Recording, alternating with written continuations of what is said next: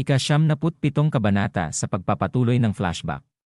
Sa kakahuyan kung saan bilog ang buwan makikita ang batang si Chan na malalim ang paghinga at ito ay nakadapa. Sinasabi niya sa kanyang isip na nagtataka na sa tingin daw niya na kung ang kanyang key center ay nabasag dahil sa paggamit ng inner key habang ang hindi matukoy na lason ay dumaloy sa kanyang mga meridian. Nakadapa na gumagapang ng paunti-unti ang batang si Chan na sinabi pa niya sa kanyang isip na mamamatay na daw siya dito. Napatingin sa unahan at nakita niya ang dalawang anino na may hinahanap at napasabi sa kanyang sarili ang batang si Chan na ang mga ito daw ba ay ang mga taong humahabol sa kanya na pinadala ng kanyang big brother. Kumubli sa damo ng bahagya na sinasabi niya na hindi daw siya pwedeng mahuli. Habang sinasabi ng mga anino sa kanyang kasama na sa tingin daw niya ay andito lang iyon sa paligid. Nakadapa at nakasuntok ang kanyang isang kamao sa lupa at naghanda nang marinig niya ang anino ng tao na sinasabi na nakita na rin daw nila ito. Sinabi sa kanyang isip ng batang si Chan na hinahanap daw pala talaga nila siya. Napakagat ng labi at nagulat sa kanyang narinig ng isigaw ng anino ng tao na nakita na daw niya ito. Pagkatapos ay inangat ang rabbit na hinahawakan sa dalawang tainga at tumatawa na naglalaway na ang mga ito sa rabbit na kanilang nahuli. Habang pumipiglas ang rabbit at sinasabi ng mga ito na kumain na daw sila bago pa sila mahuli ng mga seniors nila. At sinabi pa ng mga ito na matagal-tagal na rin daw nang sila ay makakain ng karne. Nakatitig na nakadapa ang batang si Chan sa mga ito at nakahinga ng malalim. Biglang nagulat ang batang si Chan nang marinig niya ang isang boses na sinasabi na sino daw siya at bakit daw ito ay nagtatago dito. Pagkatapos niya itong marinig kahit hindi na siya makakagalaw, ay mabilis pa rin itong tumalon sa ere at nagtapo ng dalawang kunay sa taong nagtatanong. Mabilis na hinuli ang dalawang kunay ng kanyang hintuturo na daliri. Sinabi pa ng lalaki na ginulat niya daw siya. Hindi daw siya dapat biglang maghagis ng ganitong kadelikadong armas. At napasabi sa kanyang isip ang batang si Chan na hinarang lang daw nito ang kanyang ginawang atake ng isang daliri. Pinapaikot-ikot ang kunay sa kanyang daliri habang tinitingnan ito na sinasabi na masyado daw itong delikado. Tinitigan ng batang si Chan ng lalaki na sinasabi habang ito ay nakaluhod na siya daw ba ay sugatan. Mabilis na pumulot ng mga bato at tumalon sa ere na malakas na ibinato sa lalaki. Habang nakatayo lang ang lalaki na tinitingnan niya ang batang si Chan, ay sinasabi nito sa isip na ang surprise attack daw na ginawa niya ay teknik ng pamilya ng Tang. Mabilis na iginalaw ang mga kamay ng taong ito at pinaikot-ikot dahilan na nagkaroon ng hangin sa paligid ng kanyang kamay. Ang batang si Chan ay pagod na at malalim ang paghinga na nakatitig sa lalaki. Hawak na sa kamay ng lalaki ang mga batong inihagis ng batang si Chan nang biglang mabilis na nawalan ng malay na bumagsak sa lupa. Habang nilalaro ang mga bato sa mga kamay ng lalaki, ay sinasabi nito na paggamit daw sa gayong sorpresang atake sa estadong iyon. Nakatingin habang ang batang si Chan ay nakalugmok sa lupa na sinasabi pa na sino daw kaya ang batang ito.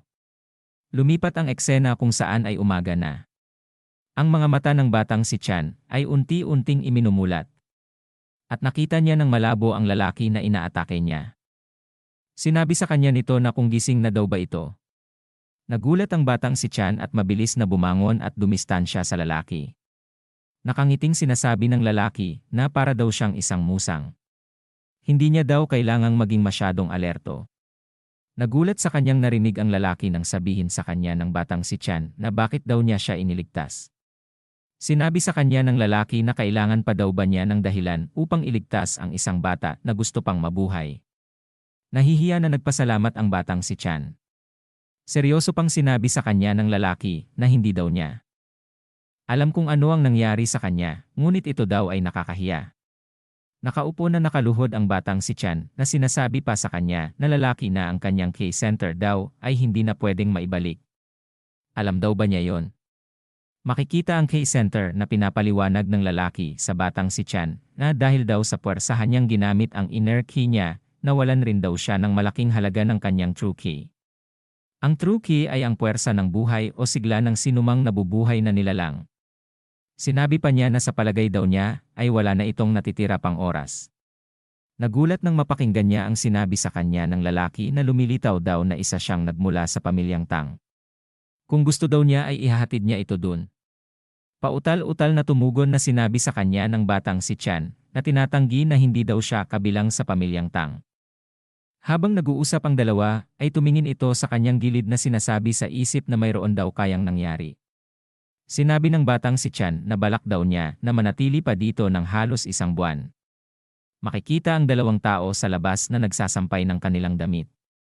Sinabi pa sa kanya ng lalaki na maaari daw siyang manatili sa kanila hanggang doon. Ito ay ikinagulat ng batang si Chan na nakatingin lang sa lalaki. Pagkatapos ay sinabi ng batang si Chan at tinatanong ang lalaki na kung ano daw ang pangalan ng kanyang tagapagligtas. Tumugon na sinabi sa kanya nito na siya daw ay ang greatest sword of the Wudang sect na si Kwakyon. Sinabi naman ng batang si Chan ang kanyang pangalan kay Leader Kwakyon. Nakaupo ang batang si Chan, habang nagsasanay ang dalawa ay nagkatinginan ang dalawa na sinasabi ng mga ito na nararapat bang ipakita ang kanilang pagsasanay sa isang tagalabas. Nakatingin sa kanila ang batang si Chan, na sinasabi ng isa sa dalawa na ang eldest martial brother daw ay pinayagan na ito. Sinabi pa daw ng mga ito na ang batang iyan ay wala na daw na oras na natitira. Tumugon na sumagot ang isa na totoo daw ba yun? Lumipas ang 1 buwan at maliwanag ang buwan makikita ang bubong ng palasyo. Nakatingin si Kwakyon sa batang si Chan na nagsasanay habang ito ay nasa pasilyo. Ang batang si Chan ay gumagawa ng magkaibang enerhiya sa kanyang magkabilang kamay na pinapaikot niya ito. Habang ginagawa ng batang si Chan ang pagsasanay, sinasabi sa isip ni Kwakyon na ang ginagawa daw ba niya ay hindi na niya sinabi ang kasunod na patuloy lang ang kanyang pagmamasid sa batang si Chan, na patuloy na pinapaikot ang kanyang kamay na may enerhiya na magkaiba. Patuloy pa rin na tumitingin si Kwakyon, at nakita niya ang enerhiya na bilog sa kanyang magkabilang kamay na unti-unti minulat ang kanyang mata. Mabilis na tumalon si Kwakyon sa sahig na sinasabi niya na bata. Tumigil sa pagsasanay ang batang si Chan at tumingin kay Kwakyon. Sinabi na nakatingin sa kanya si Kwakyon na paano daw niya nalaman ang tungkol sa mga prinsipyo ng Taiji. Nakatingala na nagulat ang batang si Chan na nagtatakang sinabi na prinsipyo ng Taiji. Nagalit si Kwakyon na sinisigaw na sabihin daw niya sa kanya ang totoo ngayon din. Sinigaw pa niya na hindi daw ba niya alam na ang pagkuha ng sekretong teknik ng ibang sekta ay mabigat na kasalanan. Nagulat ang batang si Chan na sinasabi niya na teka lang daw wala naman daw siyang kinukuha na kahit na anong sekretong teknik. Sinabi sa kanya ni Kwakyon na paano daw niya ito nagawa kung hindi daw niya kinuha ang kanilang sekretong pamamaraan. Pinagpapawisan na nakatingin sa baba na sinabi niya kay Kwakyon na sa totoo lang daw. Di daw ba ito ay pinakita na niya sa kanya ng 1 beses? Nagtataka si Kwakyon sa kanyang narinig at naisip niya noong una niya itong ginamit noong una silang magkita. Sinabi pa niya sa kanyang sarili na nakopya daw ba niya iyon sa pamamagitan lamang ng panunood sa kanya ng 1 beses. Umupo sa sahig si Kwakyon na sinasabi na kung ganun daw, pwede daw ba niyang ipakita sa kanya ang kanyang mga natutunan. At sinabi sa kanyang sarili na ito daw ay huhusgahan base sa kanyang gagawin.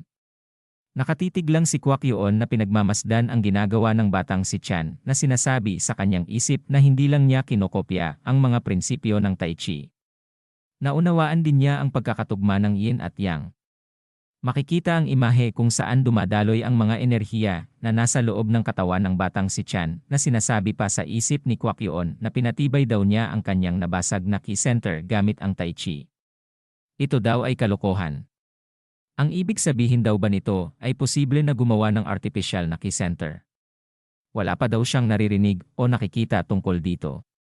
Sinabi pa niya sa kanyang isip habang pinapanood niya ang ginagawang yin at yang na may enerhiya na magkaiba sa kanyang kamay na ang bata daw na ito ay isang genius. Tumayo si Kwakyon at naglakad sa kanyang gilid na sinasabi na huwag daw siyang tumigil na ikinagulat ng batang si Chan. Pagkatapos ay umupo sila at si Kwakyon ay nasa likod niya na naglabas ng enerhiya at inilapat sa likod ang mga palad nito sa likod ng batang si Chan. Sinabi sa kanya ni Kwakyon na sundan daw niya ang paggalaw ng kanyang ki. Pagkalapat ng palad ni Kwakyon sa likod ng batang si Chan ay dumaloy sa kanyang likod ang enerhiya ni Kwakyon. Nakapikit na sinabi sa kanyang isip ng batang si Chan na ito daw ay isang mainit-init. Ang ki center daw niya na kalat ay nagsimulang maging matatag. Sinabi sa kanya ni Kwakyon na huwag daw niya ihinto ang sirkulasyon ng inner ki sa kanyang ki center. Kung patuloy daw niyang gagawin yon, ang lason na nasa loob niya ay hindi na magiging bahagi ng kanyang ki center. Makikita ang K-center na napapalibutan ng enerhiya na dilaw. Na sinasabi pa ni Kwakyoon na ang Tai Chi ay ang pinagmulan ng lahat ng mga nilalang. Nakapikit ang batang si Chan na sinasabi pa sa kanya na umiral ang kadiliman dahil sa liwanag, at ang liwanag ay laging nagmumula sa dilim. At unti-unti na minumulat ang mata ng batang si Chan. Madaling lumipas ang araw. At makikita ang isang tao na nakatingin sa araw na malapit ng lumubog at may tumatawag sa kanya sa pangalan niya na Chan. Lumingon si Chan at tumugon na kung tinatawag daw ba niya siya. At dito na po nagtatapos ang ika-97 kabanata.